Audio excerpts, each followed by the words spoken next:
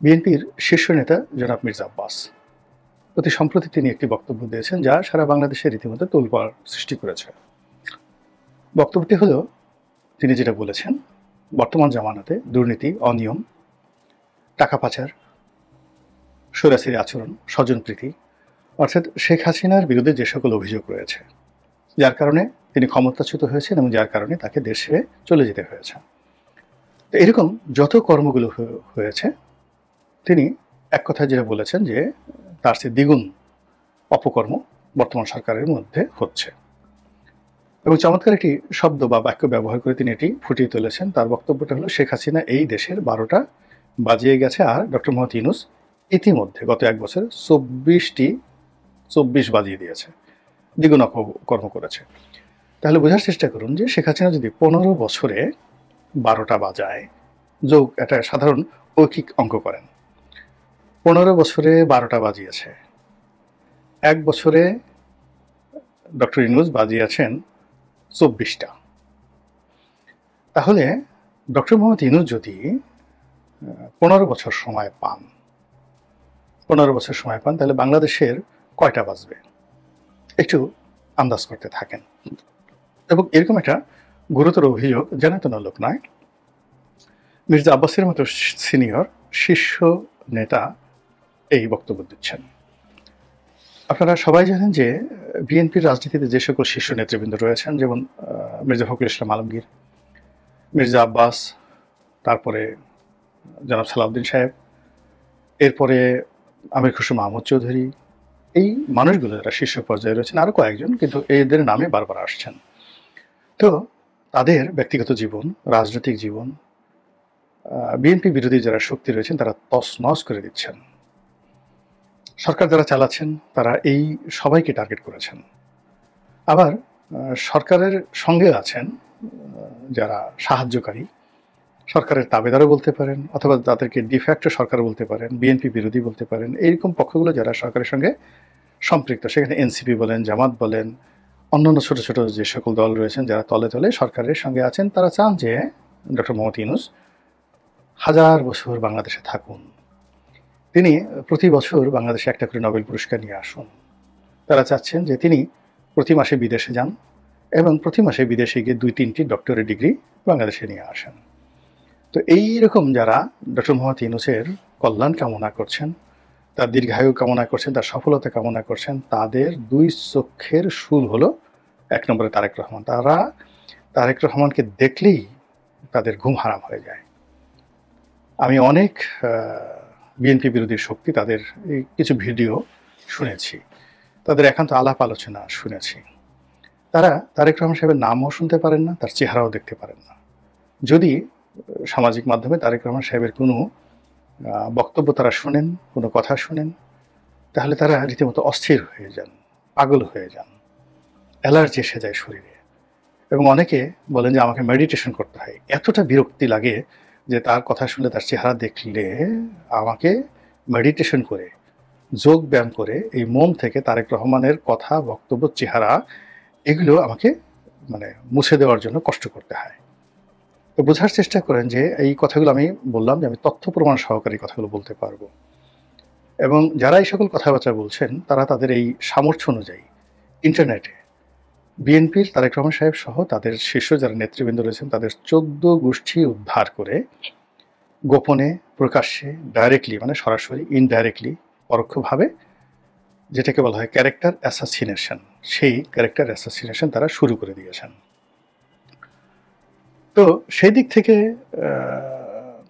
মির্জা আব্বাস, যেহেতু তিনি বিএনপির একজন ডিফ্যাক্টো ক্ষমতাধর ব্যক্তি, তার প্রতিও বিএনপি বিরোধী শক্তির আক্রমণ চরমে। তাকে অশ্লীল, অশ্রাব্য ভাষায় গালাগাল দেওয়া হচ্ছে। আমেরিকা থেকে, প্যারিস থেকে, লন্ডন থেকে, নিউ ইয়র্ক থেকে, ওয়াশিংটন থেকে, মালয়েশিয়া থেকে, তারপরে মসজিদ থেকে, মাদ্রাসা থেকে, রাজপথ থেকে তাকে, তার স্ত্রীকে, তার 14 গোষ্ঠীকে চাঁদাবাজ বানানোর জন্য, দুর্নীতিবাজ বানানোর জন্য, অশিক্ষিত নানা রকম কথাবার্তা বলে এই ভদ্রলোককে উত্তেজিত করার চেষ্টা করা হচ্ছে। ফলে আমি দেখলাম যে একজন বা দুজন এরকম তার যারা সমালোচনাকারী তাদের বিরুদ্ধে মির্জা আব্বাস কথা বলতে গিয়ে ধৈর্য হারিয়ে ফেলেছেন এবং তিনিও তাদেরকে গালি দিয়েছেন। ওদের মতো এরকম অসভ্য ভাষায় গালি দিতে পারেননি তিনি, ভদ্রলোক মানুষ, তার মতো করে তিনি গালি দিয়েছেন। কিন্তু ব্যাপার হলো তিনি গালি দিতে বাধ্য হয়েছেন। কিন্তু আসলে নরমালি তার তো এই গালি দেওয়ার কথা নয়, বা এই সময়টিতে তার উত্তেজিত হওয়ার কথা নয়, কিন্তু তিনি হয়ে গেছেন। দ্বিতীয়ত যে তিনি এই সময়টিতে ডক্টর মোহাম্মদ ইউনূসকে কেন দায়ী করছেন? এর কারণ হলো যারা তাকে গালি দিচ্ছে, তার নেতাকে গালি দিচ্ছে, তার দলকে গালি দিচ্ছে, তাদের প্রমোটার হিসেবে তিনি মনে করছেন যে ডক্টর মোহাম্মদ ইউনূস এবং তার যারা লোকজন রয়েছেন তারা তাদের প্রমোটার হিসাবে কাজ করছেন। ফলে তার যে যত ক্রোধ এবং ক্ষোভ এটা ডক্টর মোহাম্মদ ইউনূসের উপর আসছে, এটাই স্বাভাবিক, এবং এটাকে প্রকাশ করার জন্য তিনি মূলত শেখ হাসিনাকে সামনে নিয়ে এসেছেন। এবং তার এই বক্তব্য বিএনপির দলীয় বক্তব্য যদি নাও হয়, এটা যদি তার একান্ত ব্যক্তিগত বক্তব্য হয়, কিন্তু সেক্ষেত্রেও এটির গুরুত্ব কিন্তু অপরিসীম। মির্জা আব্বাস ঢাকার মেয়র ছিলেন, অবিভক্ত ঢাকার মেয়র ছিলেন, গৃহায়ন এবং গণপূর্ত মন্ত্রী ছিলেন, এবং একেবারে তৃণমূল থেকে রাজনীতিতে এসেছেন, এবং এখন ঢাকার রাজনীতিতে যদি সত্যিকার পাওয়ার ফ্যাক্টর বলা হয়, একটা সময় মোস্তফা মহসিন মন্টু ছিলেন, এই ঢাকাতে আন্ডারওয়ার্ল্ডের ডন। একটা সময় হেমায়েতুল্লাহ আরঙ্গ ছিলেন। বিএনপির জমানাতে একটা অংশে মির্জা আব্বাস সাহেব নেতৃত্ব দিতেন, অপর অংশে সাদেক হোসেন খোকা সাহেব দিতেন।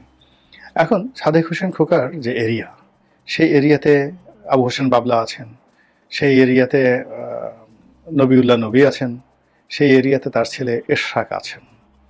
কিন্তু অন্যদিকে মির্জা আব্বাসের যে এলাকা, সেই এলাকাতে তিনি ডন, তার প্রতিদ্বন্দ্বী নেই, তাকে চ্যালেঞ্জ জানানোর মতো কোনো নেতা এখানে নেই। ফলে তিনি পুরো একেবারে ঢাকা উত্তর সিটি কর্পোরেশনের একটা বিরাট অংশ, গুলশান, বনানী, বাড্ডা, এই অংশ, আবার এদিকে মতিঝিল, পুরানা পল্টন, যেখানে বিএনপির অফিস থেকে শুরু করে মালিবাগ, কাকরাইল, মানে তেজগাঁ, তারপরে শেষে যদি আপনি চিন্তা করেন যে ঢাকা বিশ্ববিদ্যালয় এলাকা, শাহবাগ এবং ধানমন্ডির একটা বিরাট অংশ, এটাও তার প্রত্যক্ষ কর্তৃত্বে রয়েছে। ধানমন্ডির কলাবাগান পার হয়ে সেখানে হয়তো ছোট পাতি নেতারা আছেন, কিন্তু তারা মির্জা আব্বাসের নেতৃত্বকে চ্যালেঞ্জ করেন না। আর ওখানে ওই যে ফুটবলার যে আমিনুল এখন ধরুন সে মিরপুর এলাকাতে, সেখানে সবকিছু আমিনুলের নেতৃত্বে সবকিছু হচ্ছে, কিন্তু আমিনুলের নেতৃত্বে হলেও আমিনুল কিন্তু মির্জা আব্বাসকে চ্যালেঞ্জ করবেন না।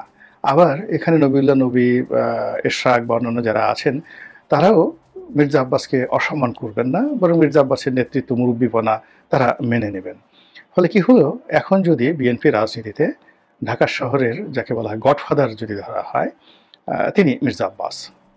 তো সেই মির্জা আব্বাস যখন একটি কথা বলেন ডক্টর মোহাম্মদ ইউনূস সম্পর্কে, তার সরকার সম্পর্কে, এটার অনেক তাৎপর্য আছে, কিন্তু আমি সেই তাৎপর্য নিয়ে কথা বলবো না। আমি যেটা বলার চেষ্টা করবো সেটা হলো তিনি ডক্টর মোহাম্মদ ইউনূস এবং তার যারা লোকজন রয়েছে তাদেরকে উত্তেজিত করার জন্য শেখ হাসিনার নামটি উচ্চারণ করেছেন। এটি খুবই গুরুত্বপূর্ণ। শেখ হাসিনাকে 12 বলেছেন, তাকে 24 বলেছেন। 2 নম্বর হলো যে তার মুখ দিয়ে যে কোনো আকারে, যে কোনোভাবে শেখ হাসিনার নামটা আসা মানে আওয়ামী লীগ এবং শেখ হাসিনাকে ব্র্যান্ডিং করা। 3 নম্বর হলো যে তিনি মূলত ডক্টর মোহাম্মদ ইউনূসকে ধাক্কা দিয়ে শেখ হাসিনার জন্য, আওয়ামী লীগের জন্য যে স্পেস করে দিলেন, জায়গা করে দিলেন, সেই জায়গায় আওয়ামী লীগের লোকজন হুড় করে ঢুকে পড়বে। এবং আওয়ামী লীগের লোকজন যখন হুড় করে ঢুকে পড়বে, তারা কিন্তু মির্জা আব্বাস বা বিএনপির জন্য এই মুহূর্তে Awami League is not enemy. তারা যে কাজটি করবে সেটা হলো জামাত, এনসিপি, ডক্টর মোহাম্মদ ইউনূস, তাদের যারা লোকজন রয়েছে, তার সঙ্গে যে সকল ছোট রাজনৈতিক দল যারা ক্যান্টনমেন্টে গিয়েছিল, ছোট রাজনৈতিক দল, বড় মানুষ, ছোট রাজনৈতিক দলের লম্বা কতগুলো নেতা আছে, খুব জোরে কথা বলে, গলা লম্বা, এইগুলো মোটামুটি আওয়ামী লীগের টার্গেটেড শত্রু।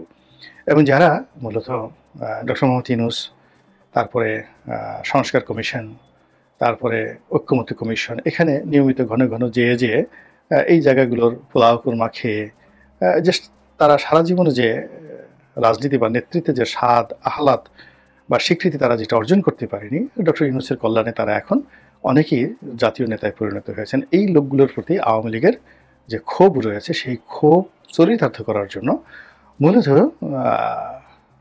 মির্জা আব্বাস একটা সুযোগ করে দিয়েছেন। আপনারা জানেন যে রাজনীতি is a art of war, যুদ্ধের একটা কলাকৌশল।